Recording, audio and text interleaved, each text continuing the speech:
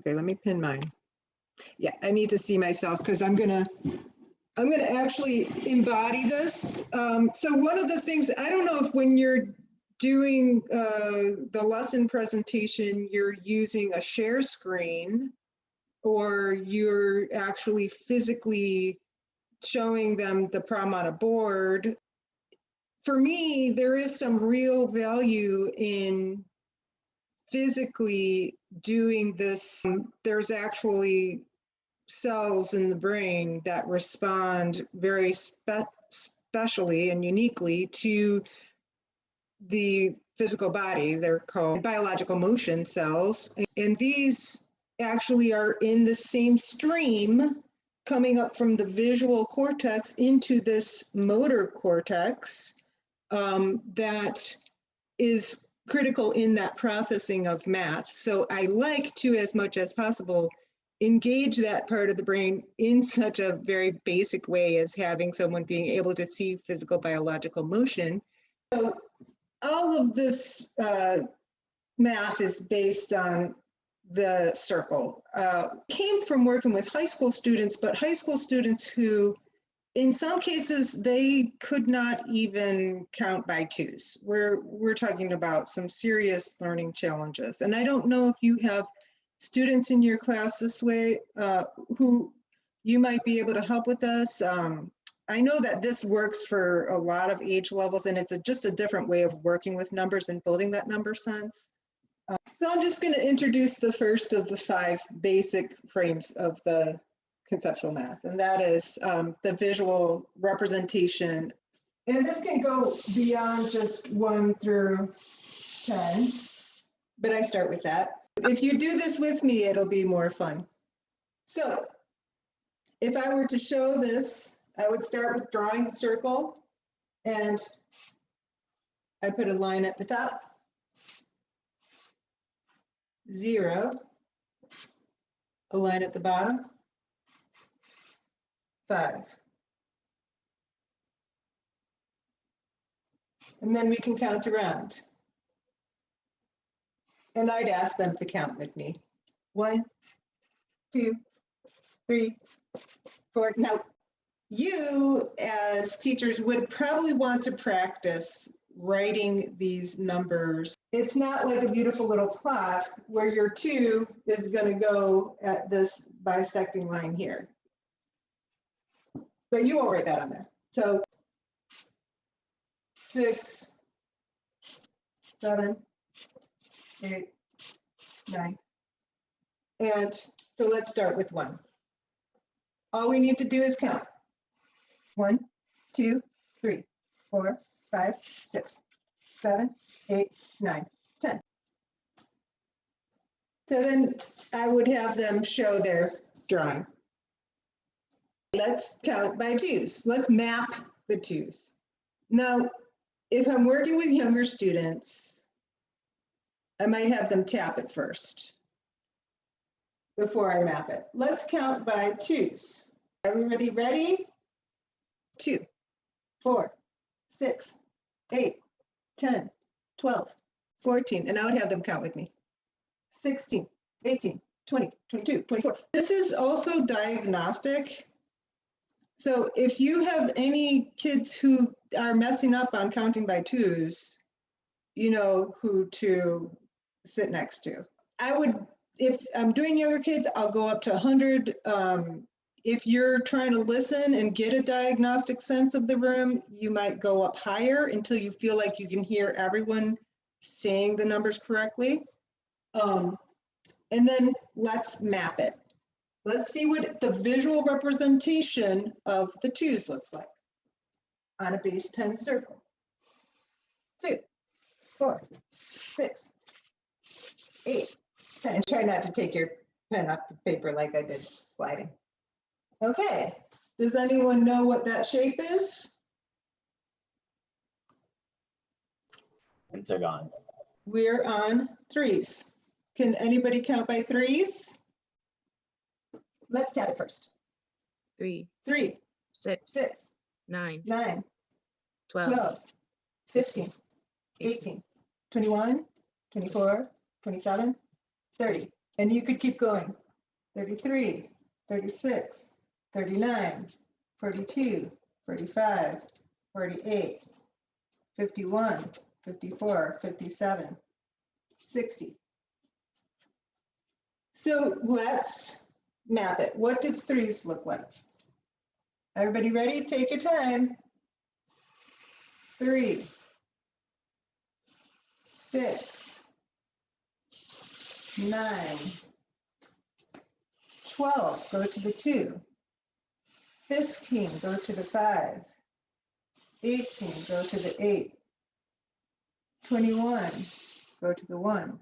24, go to the 4. 27, go to the 7. 30. This is actually a pretty elaborate visual. This, when you're dealing with mental shapes, this is a hard one to hold in your mind.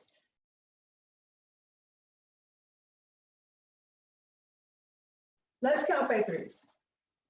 3, 6, 9, 12, 15, 18, 21, 24, 27, 30. So this is the pattern if we just break it down. Does anyone notice anything about this pattern? 1, 2, 3, 4, 5, 6, 7, 8, 9. 1, 2, 3, 4, 5, 6, 7, 8, 9. Yep. Pretty cool. Anything else? So I'm going to keep this because it's going to come back to it.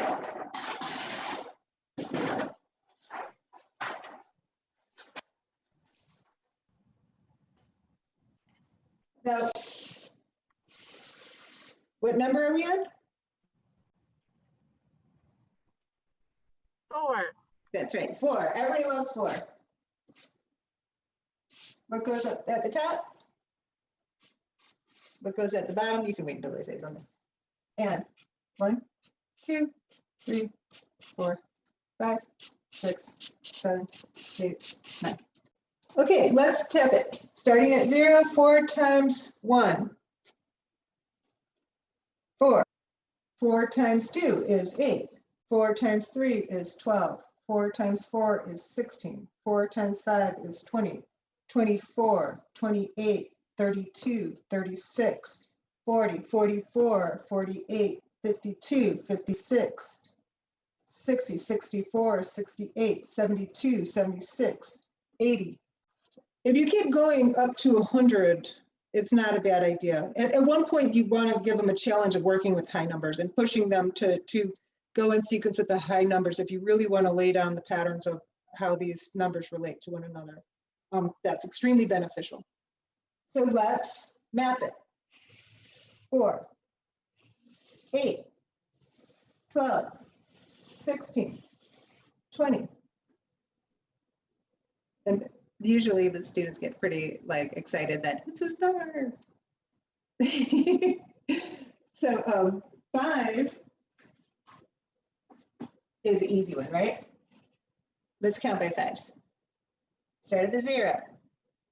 5, 10, 15, 20, 25, 30, 35, 40, 45, 50, 55, 60, 65, 70, 75, 80, 85, 90, 95, 100. Let's map it. 5, 10, 15. So what's happening with the 5s?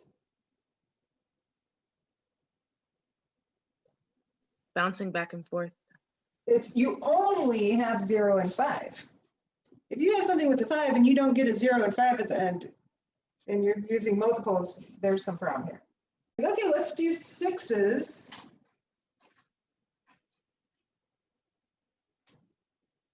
I'm going to use green, and we'll tap it first. 6, 12, 18, 24, 30, 36, 42, 48, 54, 60, 66, 72, 78, 84, 90. So you see, let's do the 6s. Map it. 6, 12, 18, 24, 30. Okay. Familiar shape.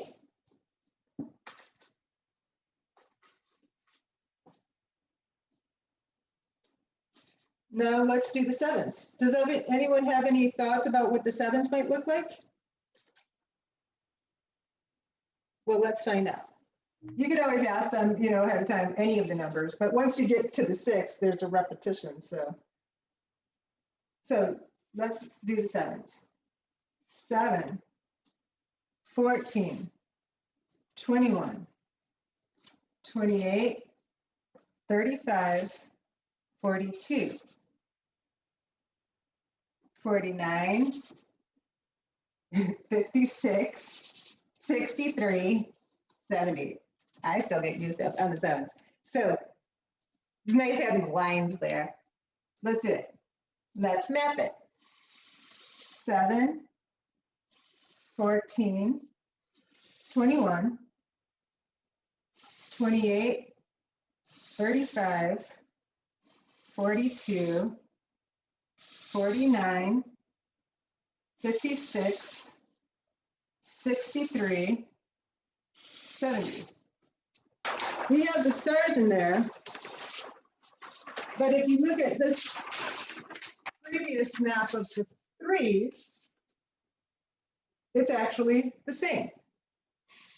7, 14, 21, 28, 35, 42, 49, 56, 63, 70. So I'm kind of giving you the answers, which isn't as fun. It's because of time reasons.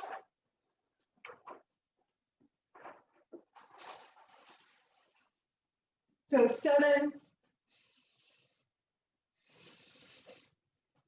let's do the 8. 1, 2, oops, 3, 4, I'm in a long place. 6, 7, 8, 9. Okay, if you can do 2s, you can do 8s. People say, oh, I don't know my 8 multiples. If you can do 2s, you can do 8s. Let's check it. 8 times 1, 8. 8 times 2, 16. 8 times 3, 24. 8 times 4, 32. 8 times 5, 40. 8 times 6, 48. 56, 64, 72, 80, and you can keep going. 88, 96, 104, 112, 120, 128, 136, 144. Anytime they get to 144, I always make a big deal out of 144. It's also in the Fibonacci sequence. 144 is a great number. 152, 160. So there are tables that you actually can visually see the patterns in, but I'll show you those later. Let's map this. 8, 16, 24, 32, 40. And then let's do the 9s. You don't need to rush through anything with them. You can let them experience it too. You know, you can ask them questions or you can just let them experience it. It's up to you. Depends on what your group is like. If they're very chatty, they might want to start sharing. And if they're not chatty, you can just let them experience it. And then afterwards you ask them to find the similar ones. What do you notice? Open-ended questions. Okay, let's do the 9s. Now everyone knows tricks for the 9s, the multiples of 9s. But this is nice because it's visual and it doesn't end at like times 11. You know, it doesn't, the pattern continues eternally, basically. So 9, 18, 27, 36, 45, 54, 63, 72, 81, 90, 99, 108, 117, 126, 135, 144, 153, 162, 171, 180, etc., etc., etc. Okay, you should have been counting with me. 9, 18, 27, 36, 45, 54, 63, 72, 81, 90. Yeah. So that's the foundation for the base 10. 0, 1, 2, 3, 4, 5, 6, 7, 8, 9, 10, Keep going. 11, 12, 13, 14,